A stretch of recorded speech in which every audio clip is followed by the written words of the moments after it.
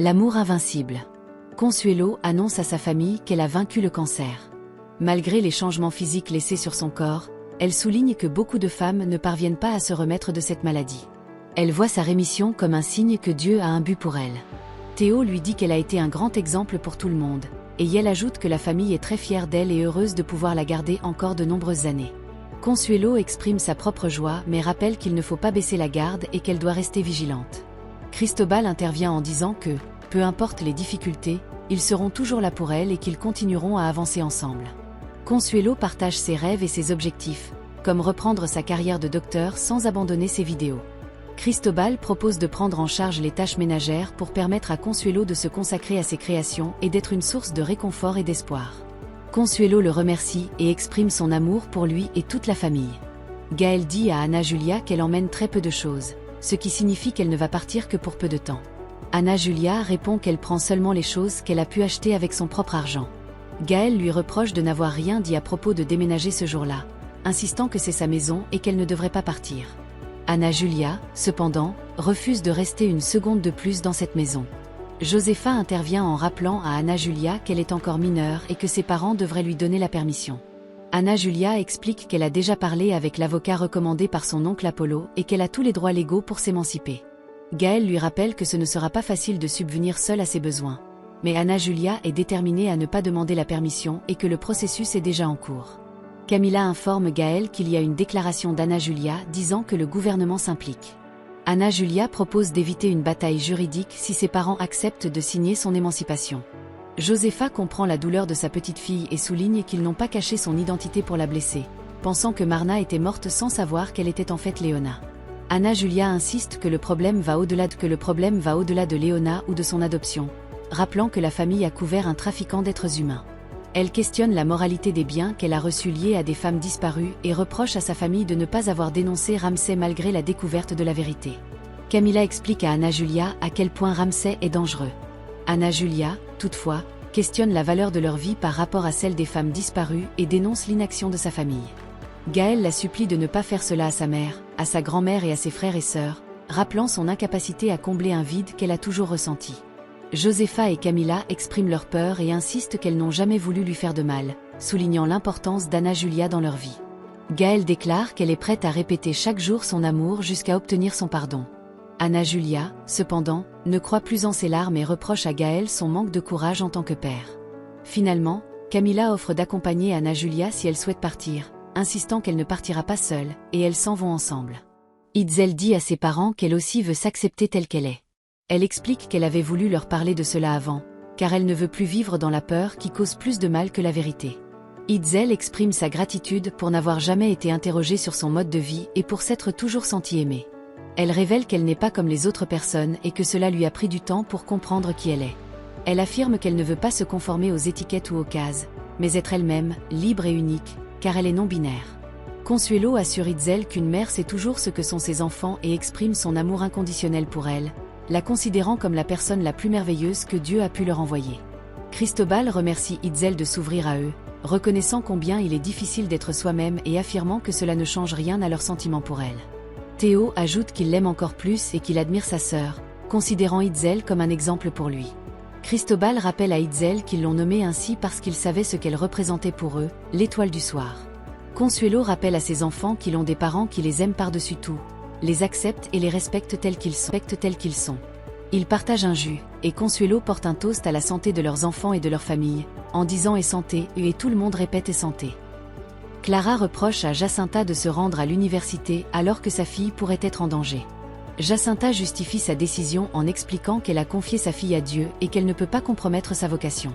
Elle insiste sur l'importance de passer son examen pour éviter l'expulsion et réaliser ses rêves pour elle-même et ses enfants, en espérant qu'ils soient fiers d'elle. Jacinta exprime sa confiance en Dieu, croyant que Flore reviendra saine et sauve. Benjamin soutient Jacinta, soulignant que leur sœur Flore a toujours été une battante. Il critique Clara pour potentiellement étouffer les rêves et décisions de ses enfants et petits-enfants. Clara se défend, mais Benjamin évoque un incident passé où Clara a empêché Silvano d'épouser Flore, soulignant son comportement protecteur excessif. Jacinta demande à Clara de laisser ses enfants prendre leurs propres décisions. Peu après, Lily arrive, visiblement bouleversée par un cauchemar, et demande où est sa mère. Clara, inquiète, tente de réconforter Lily en lui demandant de parler de son cauchemar. Dans la salle où les filles se maquillent pour affronter Ramsay, Léona parle avec Gaël au téléphone.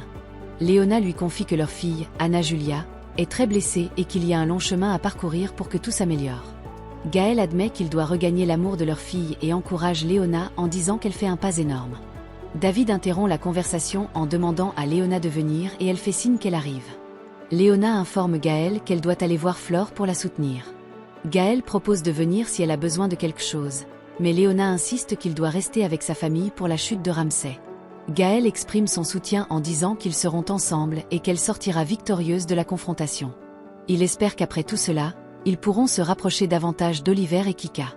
Léona confirme que les enfants sont très importants pour elle.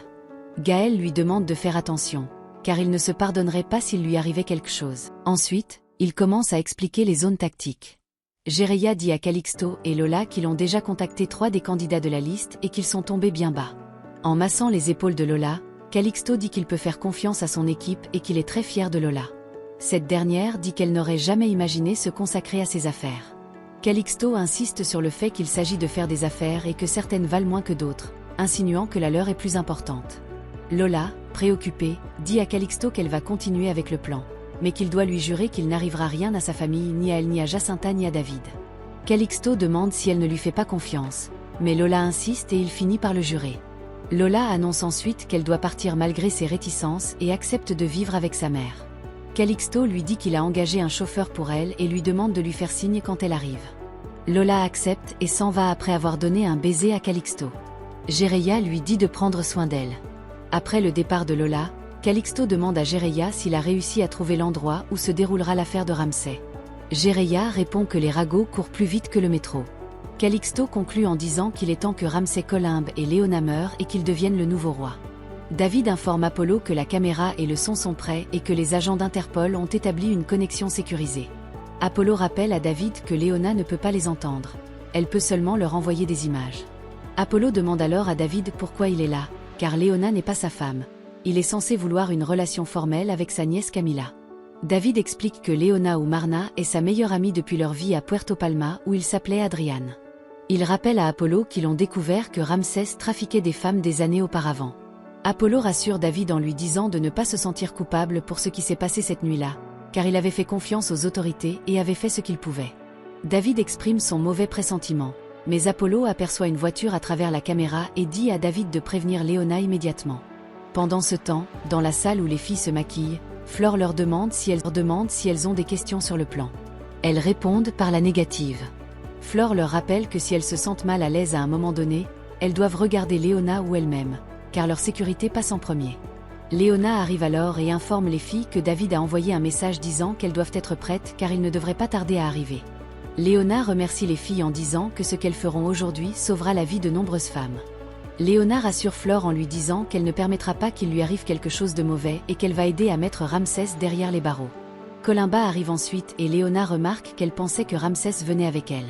Columba explique que Ramsès veut d'abord s'assurer de la qualité de la marchandise que Léona va lui livrer et qu'il ne lui fait pas aveuglément confiance. La caméra sur la tenue de Léona enregistre tout et envoie les images à David et Apollo. Léona demande à Columba de rester professionnel et Columba ordonne à Seti de fouiller Léona avec un détecteur de métaux. David, observant les images, craint que le détecteur de métaux détecte la caméra placée sur Léona, mais Apollo le rassure en disant que l'Interpol a fourni une caméra non traçable. Ils ont besoin que Ramsès se compromette. Columba remarque ensuite les filles maquillées et leur parle de façon condescendante. Columba leur ordonne de monter pour enlever leurs vêtements afin de prendre leurs mesures et vérifier leur corps.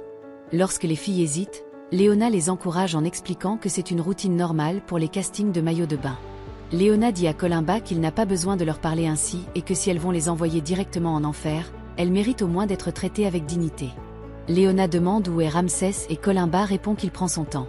Columba veut voir si Léona a ce qu'il faut pour ce business. À l'université, Jacinta ne peut s'empêcher de penser au moment où Flore disait au revoir à Lily. Tandis que le professeur explique le cours, Jacinta est préoccupée par les paroles de Lily qui a fait un cauchemar où sa maman ne reviendrait pas. Lorsque le professeur pose une question, Jacinta, perdue dans ses pensées, répond qu'elle ne sait pas et s'excuse en expliquant qu'elle est très distraite et a beaucoup de choses en tête. Merci d'avoir regardé cette vidéo, c'était Stéphité pour vous servir. N'oubliez pas de vous abonner à la chaîne, de partager et d'aimer la vidéo. À la prochaine pour une autre épisode.